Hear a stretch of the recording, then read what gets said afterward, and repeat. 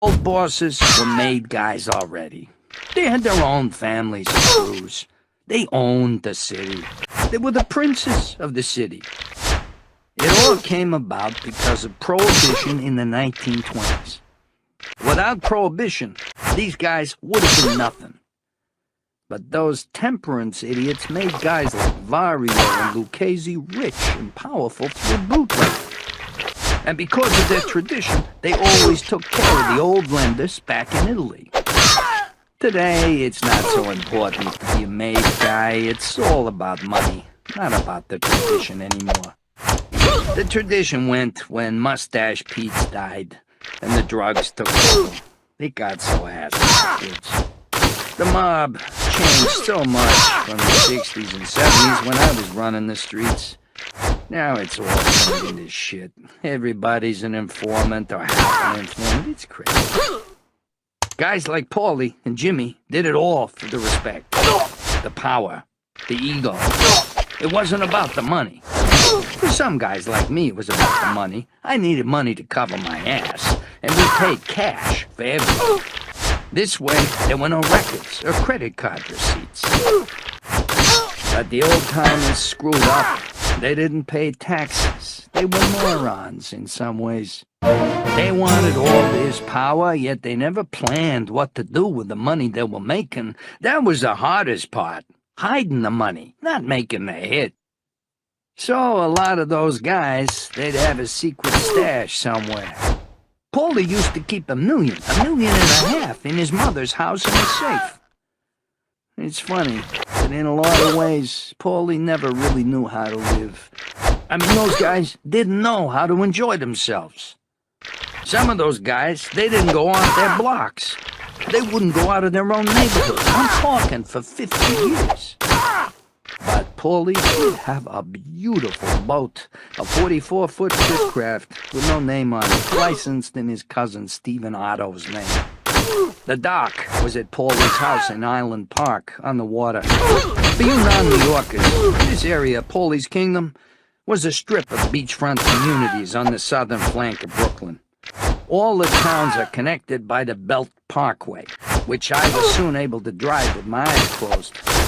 The Belt led all the way to Idlewild Airport, later renamed JFK International, which just happened to be Paulie's personal golden goose and free one-stop shopping center. For a while, he kept the boat in Johnson Boatyard in Brooklyn, the big place in nearby Sheepshead Bay. All the wise guys had their boats, and there was another country club.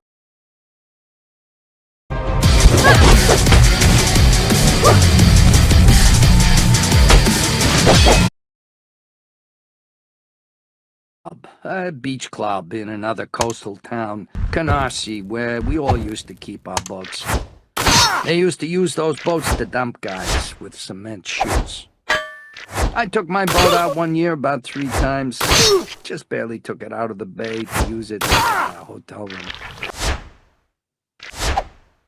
Anyway, I fitted in real smooth with Paulie's style. Paulie, of course, was a made mafioso, meaning he was one of the elite few Italian wise guys invited to go through an elaborate initiation ritual that bound him not only to a life of crime, but to keeping his mouth shut. In Paulie's world, this was the greatest honor, and it brought with it immense respect, not only from other hoods, but from a huge part of the community. See, the Mafia always knew how to work the masses, always giving away money and jobs like water. It was brilliant, and it's exactly how they reeled me in. Since I was only half Italian, actually Sicilian on my mother's side, I could never really be made, but I couldn't care less. I would never be able to rise to the level of boss or even underboss, but I didn't care. I just wanted the action. In 1955, Vario landed me a no-show union bricklayer job. But I was actually a runner for bookies and fencemen who peddled hot merchandise. I was first arrested in 1959 for stolen credit cards, and it broke my cherry. It's If I don't knock you out when we knuckle up, then the razor come out. When I swing it, you get your uppercut. I grab you by your neck, you get another cut. in another cut. It looked like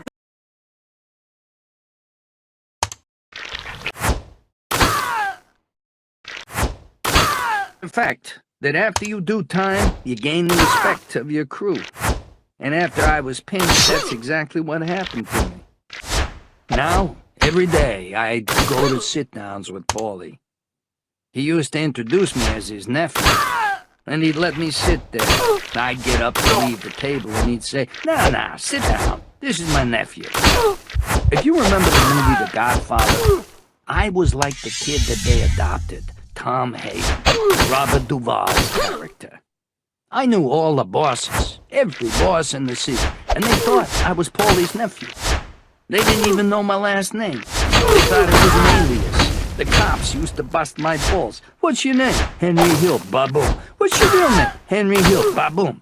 They didn't like that I was lying. "Okay, you cocksucker." After about the third time I got hit with a billy clubs, I'd give them my mother's maiden name. "Okay, I'm Henry Costa."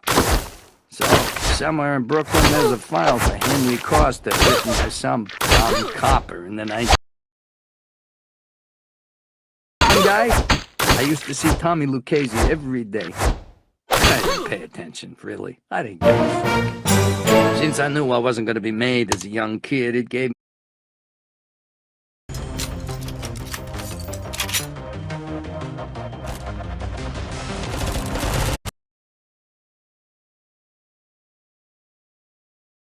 me the latitude to talk to any boss in New York without going through my boss, without getting an okay.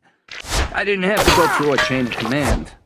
I should have been expendable, not being a made guy, but all the bosses thought I was Paulie's nephew. They used to call me the mayor of Queens Boulevard. I was still just a kid. Johnny Dio Guardi, was the legendary union controller who had come up in New York's legendary Murder Inc. gang of the 30s. He was a hell of an earner and one of the first true stylish hoods. He had more style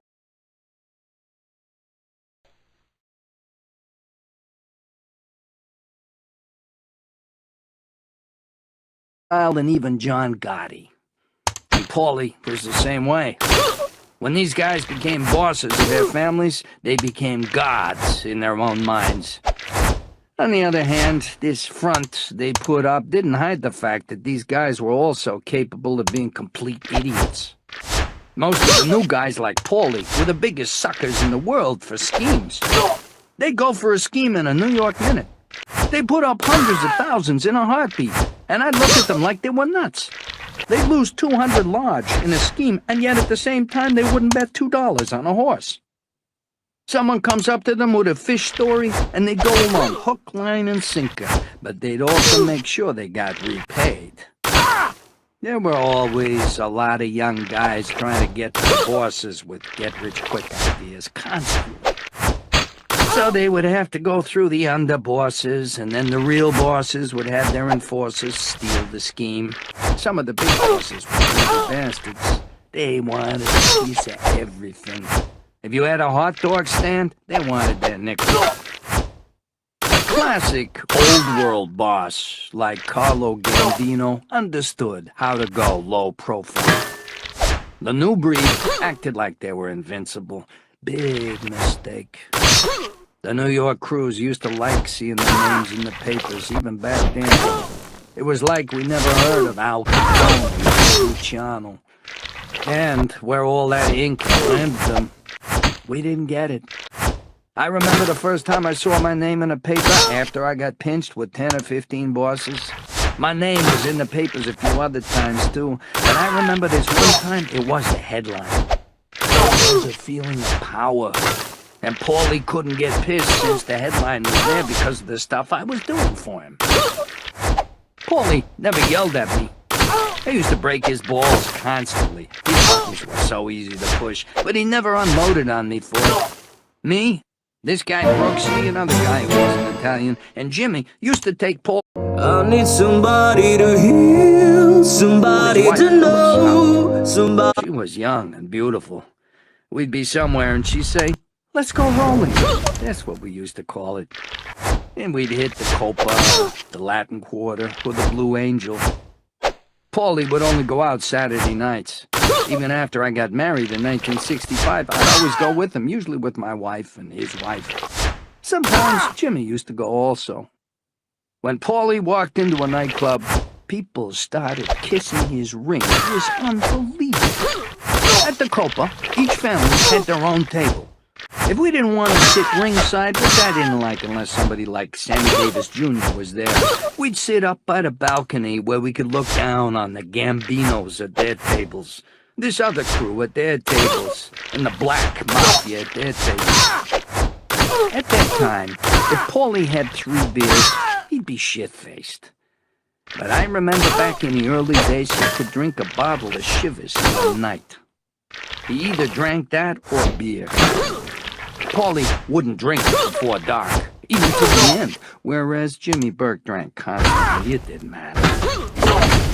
I socialized with Paulie all the time. Every Saturday night we went out. We go to dinner and then we go to the Copa or the Latin Quarter. This went on for many years. In the 70s, I even talked Paulie into seeing the great... I've actually won over $10,000. $6,000. $54,000. Scorsese movie Mean Streets.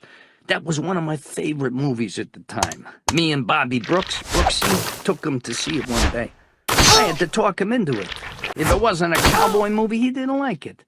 He loved the shoot-'em-ups, and he loved Mean Streets. Well, I'm on mob movies.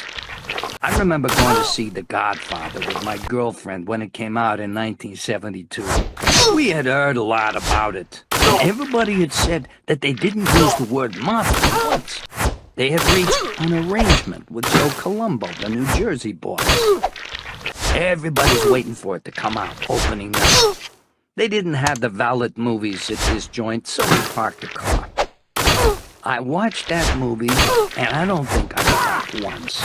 And that's not like me. I'm always up and down, what with my attention deficit disorder. We came out of that movie and got into my new Riviera, and I reached down under my seat and pulled out my pistol and placed it behind the small of my back. I just felt powerful. It was such a great feeling. And Paulie's guys loved it. It made them feel big time, too. I mean, they were big time before that, don't get me wrong. It just gave them a sense of empowerment. The fact that it wasn't realistic didn't matter. It was an ego trip. Some stuff was made up for The Godfather, and the real gangsters started using those words. You go anywhere and somebody's going to use some line from that movie. I get it 24/7, especially now. That's why I don't want to stay around one place too much. But I still watch it when it's on television. I don't watch Goodfellas, but I'll watch The Godfather for the 87th time it's on. And there were constantly women who were gangster groupies. Unbelievable. And the actresses. They see you, the nice, fun part of you. They wouldn't see you digging holes and burying motherfuckers or hitting people with bats. They just see the party and booze. Burke and Vario probably had women after them all the time. Jimmy's girlfriend was Tommy DeSimone's sister, a beautiful girl, Phyllis. He went out with her when she was 16 years old, and she was best friends with his wife. We had one cardinal rule. Don't mess around with a boss's wife. You did, and you'd get whacked.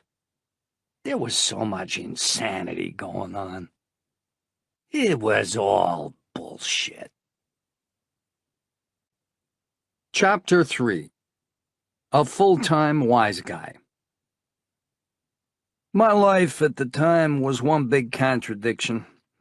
On the one hand, I was seduced by Paulie's lifestyle, but at the same time I was nagged by my Catholic upbringing. This wouldn't last much longer, as I would eventually give in completely to the pull of the underworld. But in 1960 I was still struggling with the last vestiges of a conscience, so I joined up and became an Army paratrooper, a half-hearted attempt to escape the life. Typical for me, I lied about my age. I told them I was 18 when I was actually just 17.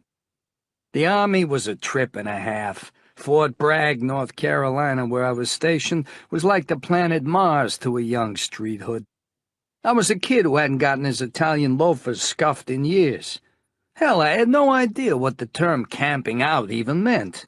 There were no woods in Brooklyn, and campfires. The only fires I ever saw lit were when the hoods torched some joint in an insurance scam. But guess what? I loved it.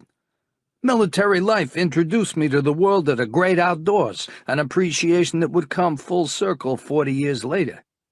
And it was no surprise when I easily qualified on the shooting range. I'm sure I was the only guy in my platoon who knew firsthand how to shoot a guy to death before joining the Army. Of course, those lousy M16s with all their recoil were no match for the handguns I was used to, but I adapted. I was also able to exploit my love of cooking when I got myself assigned to the kitchen. It was this assignment that also convinced me I was a hood at heart. See, I couldn't resist the temptation to fence all the leftover food from the mess. I saw right away that the amount of food that was discarded was not only obscene, but could fetch a king's ransom. So I started selling off stuff, mostly coffee, butter, and condiments, at the bars and restaurants we'd frequent across the state line in South Carolina on the weekends. Often, it just covered our bar tab, but it was a score nonetheless, and it gave me a rush. It was a hell of a time to be in the military.